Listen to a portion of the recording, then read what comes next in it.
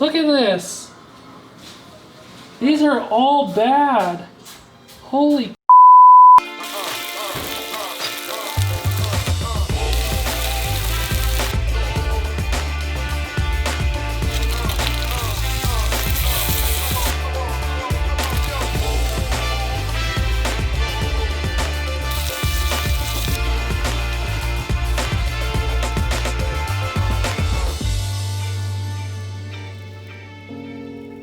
On today's episode of Lil Dumps, we're tackling the famous bao from Shanghai, China called Sheng Jian Bao. I took on this project to see if I could master this dumpling in 3 days. I'll be showing you my mistakes and successes, so follow along to see what happens. On day 1, I watched a few videos about this dumpling. Everything seemed straightforward, and I thought it would be a one and done type of dumpling. I was wrong. This bao is pretty complex, as it revolves around many things.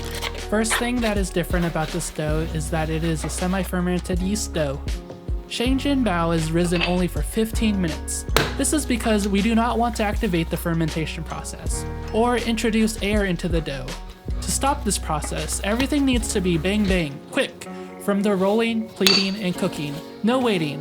Cook time is required after you finish filling and pleating the bao. On day 1, my first mistake was during the frying stage. My soup escaped and bursted the bao. I tried 3 separate fries that day, and I was unsuccessful during each attempt. My conclusion was, my wrappers were too thin. There's some science thing that goes behind everything, and it's a bit confusing.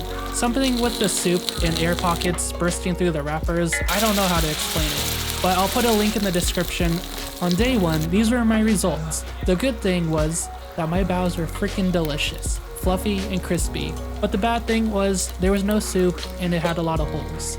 Overall, I did not have everything that I was expecting, but 2 out of 3 for my first try. On day 2, I put a lot of pressure on myself, and I thought today was the day. Well, unfortunately, there was a mistake I made. The dough fell off. It was extremely rock hard. During the rolling stage, I would use way too much force. Even during the pleating stage, the wrapper was not sticking together. I also was having trouble with a twist at the end. This was difficult, and I don't know what I was doing wrong. Well, I googled the issue. The dough is not soft because of 2 things. 1, I killed my yeast.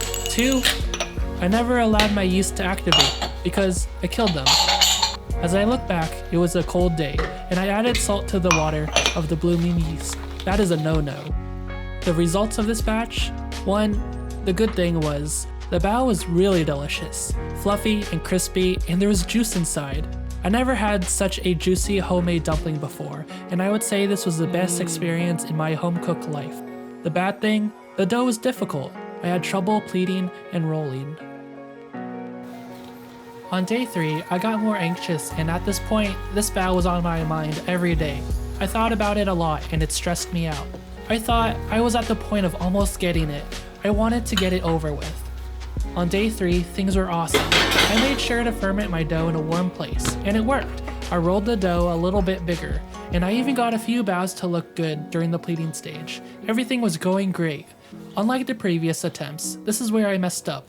The part where I usually do really well. I made a boo-boo. I added too much water during the pan frying stage. The water did not evaporate quickly enough, and I think I overcooked the baos.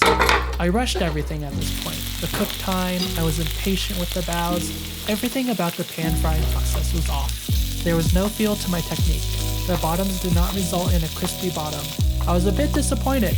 The only good thing that came out of the 3rd and final attempt was I was able to practice again. The bad, it didn't taste as good as the others. Appearance-wise, it was awesome, but it did not achieve any of the taste qualities I was looking for. A crispy bottom, a fluffy exterior, it was just okay. My previous batches were amazing in the taste realm, but they didn't meet the appearance expectations. I think every time I did a batch, I would hit 2 out of the 3, and it was never 3 out of the 3. As I look back on this project, I failed at mastering a Sheng Jian Bao in 3 days, and that doesn't really matter.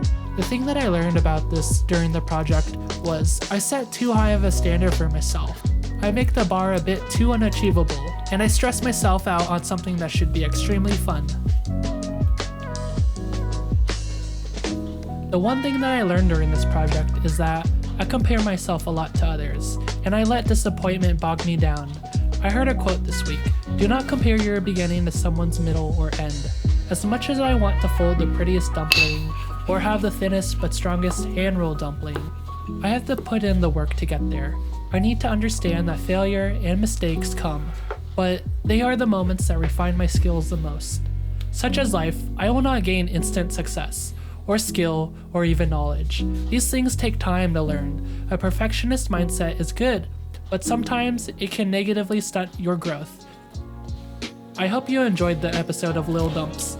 If you want to join in on the experience, or watch more, I post on the daily on all social media platforms. Follow along and join the dumpling community as we learn and grow together. Thanks for watching, and have a great day.